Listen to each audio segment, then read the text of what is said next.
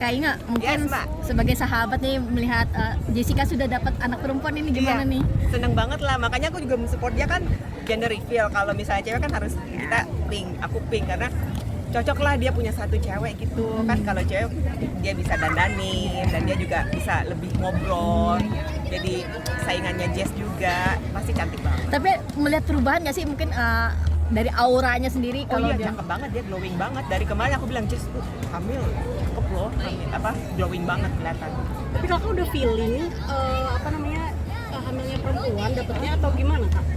Pas ketemu Jess, kalau sebelumnya kan belum lihat nih dia gimana. Karena kata orang kan kalau misalnya anaknya cewek, mamanya lebih cantik, lebih glowing gitu.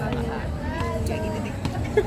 Pas tahu hari ini gender reveal-nya ternyata sesuai ekspektasi, gimana tuh kak? Seneng.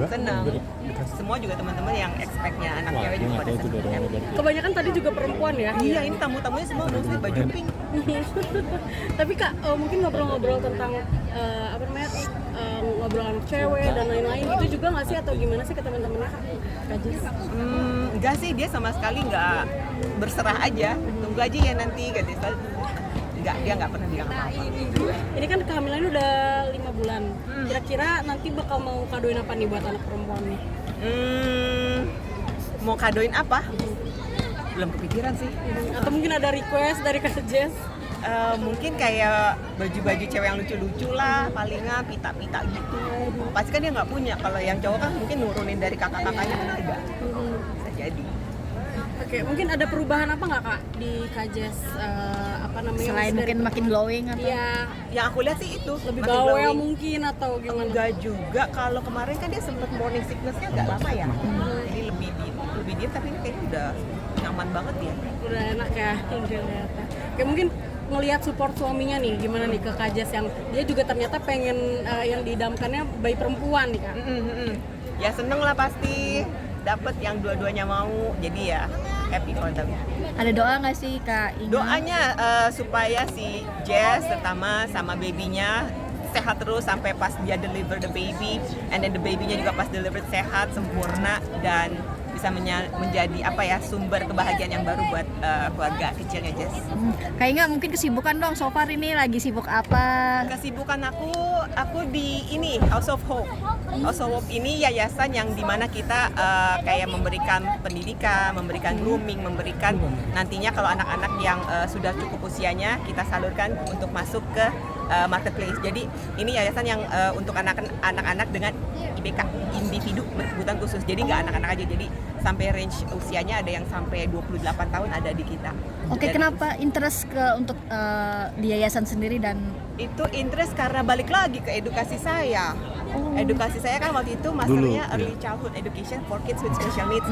Jadi ya in a way balik ke passion aku yang sempat tertunda 17 tahun lamanya. Berarti ini memang duniamu Dunia aku. dapat akhirnya. Yes, balik ke situ. Base-nya di mana, di Jakarta atau di Bali? Di Bandung. Oh. Tapi semoga kalau semuanya berjalan lancar bisa buka cabang di Jakarta.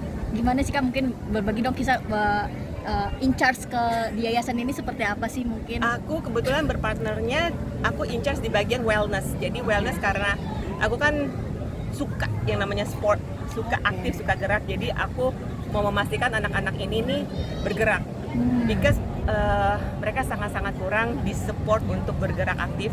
Karena menurut aku kalau kita aja deh orang normal butuh ya bergerak, butuh olahraga supaya metabolismenya bagus, peredaran darah bagus, oksigen bagus. Jadi pada saat mereka kerja juga bagus, moodnya nggak up and down, mereka lebih bisa fokus dan mereka jauh dari penyakit. Karena kebanyakan ya, nggak semua anak-anak yang IBK-nya tuh Down syndrome, mereka tendensinya obes.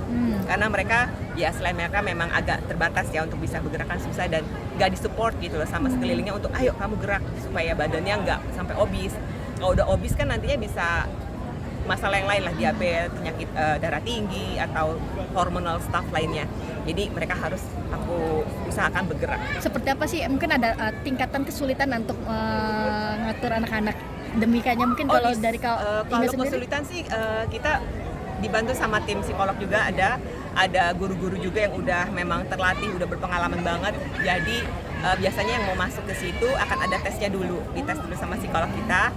Terus nanti kalau mereka udah mencapai usia boleh kerja 18 tahun itu, kita bantu salurin. Which is why aku butuh teman-teman untuk membuka hati kalau memang kamu punya perusahaan apa gitu ya, dan bisa memberikan izin anak-anak IBK ini untuk magang gitu, untuk nyoba dulu. Jadi yang kita salurkan pun juga ini pasti udah ready, udah siap untuk ke marketplace. Because sometimes people udah punya stigma sendiri, udah punya wall sendiri, nggak mau kasih kesempatan padahal mereka bisa. Jadi kalau memang kalian mau membiarkan mereka mencoba magang aja dulu, please contact me, contact us di House of Hope. Kayak nggak, mungkin kan ada beberapa tempat yang akhirnya memperkerjakan anak-anak demikian. Gimana sih lo dengan anak-anak ini yang masih anak-anak kasih ini yang kesempatan? udah kerja beda banget. Setelah 1-2 bulan mereka kerja, self confidence nya jadi ngeboost banget. Mereka jadi yang tadinya mungkin awalnya kalau ketemu orang masih yang nunduk, masih malu, masih gimana gitu ya. Pas udah bekerja, mereka tahu mereka bisa earn their own money, mereka ketemu sama orang-orang normal, udah bisa bergaul, dikasih kepercayaan mereka, jadi kalau jalan udah bisa negor, udah mau nyapa duluan, jadi it's really good. Kayak salah satu killing time juga nggak sih, artinya ketemu banyak anak-anak, terus mungkin di tengah kesibukan nge-gym juga nih salah satu killing time juga sih. Di tengah kesendirian. Aku memang di situ, kerja di situ, aku bagian in charge di wellness programnya gitu, jadi nggak killing time, memang itu passion. Salah satu memang. Iya, jadi aku bolak-balik ke Bandung and then help with the Hopecast. Jadi kita punya podcast tapi namanya Hopecast. Di mana di situ banyak narasumbernya yang memang mungkin parents atau educator atau orang-orang yang memang bergerak atau pernah bantu di bidang special needs. Mengisi kesibukan di tengah kesendirian, pada akhirnya memilih. Mengisi kesibukan selain itu aku juga coaching, tapi aku kalau coaching selalu one-on-one, private coaching. Selain itu paling baking, terus ya sama anak-anak during weekend gitu. Jadi waktunya cepet aja, lewat terus berlalu. Ini gimana untuk anak-anak sendiri? Artinya kan quality time, apalagi dirimu bilang bolak-balik ke Jakarta Bandung. Dengan anak-anak sendiri seperti apa? Mungkin ngasih pengertian mamanya ini harus kerja bolak-balik Jakarta Bandung. Kalau sama anak-anak aku ketemunya tuh weekend, yang udah pasti fix banget biasanya tuh kalau minggu kita kasih makan malam bareng, spend time bareng, quality time-nya pas minggu. Karena kalau weekdays mereka sekolah aja sampai jam 5, itu pun pulang sekolah masih ada les piano, vokal, and then they do gym, boxing, jadi udah capek banget lah. Belum mereka ngerjain tugas juga lagi, jadi weekend aja ketemunya. Spend time-nya biasanya ngapain aja? Spend time, kadang-kadang kita nge-gym bareng. Makan udah pasti. Sometimes aku sama Kenzo suka kalau ada film yang emang kita sama-sama suka nonton bareng gitu. Sometimes sama oma opa juga pergi makan, nge-mall, ke Bali kalau pas mereka libur. Cerita nggak sih, mungkin anak-anak kan kemarin sempat dekat juga, ada yang pacaran dengan ini terus putus. Cerita demikian nggak sih dengan? Cerita lah. Dari dulu Kenzo anaknya terbuka kok. Dia cerita. Sudah yang baru mungkin kayaknya. Yang baru belum, karena dia lebih mau fokus di education dia nih, karena kan udah mau selesai, udah mau uni kan, jadi dia lagi fokus itu. Berarti untuk love percintaannya belum. Saat ini sih belum, tapi kalau sampai ada pasti dia kasih tahu kok, karena kita pasti discuss sih. Kayaknya mungkin dikit aja kali mau yang kemarin viral itu. Ih, nggak mau kalau itu. Ya, mungkin gimana Nanti nih? jadi panjang. Dikit aja Pak. Mungkin banyak yang nge-DM, banyak yang ngetek-ngetekin, apalagi fans-fans ya di sosial media pasti banyak banget yang ini. Terganggu nggak sih? Enggak. Karena yang nge-DM aku mostly orangnya baik-baik, kasih support, doain aku, harus sabar, harus bahagia, bahwa aku udah melakukan yang benar, aku udah di jalur yang benar, dan jadi mereka baik-baik sih. Nggak, maksudnya agak kecewa nggak sih? Kecewa mungkin pasti, terus kecewanya kadarnya seperti apa sih? Mungkin masih Kecewanya cuma sebentar banget, karena aku dikasih link pun aku nggak mau buka, karena nggak penting bagi aku kan, karena sempat ada yang begitu. ada yang kasih tahu gitu loh.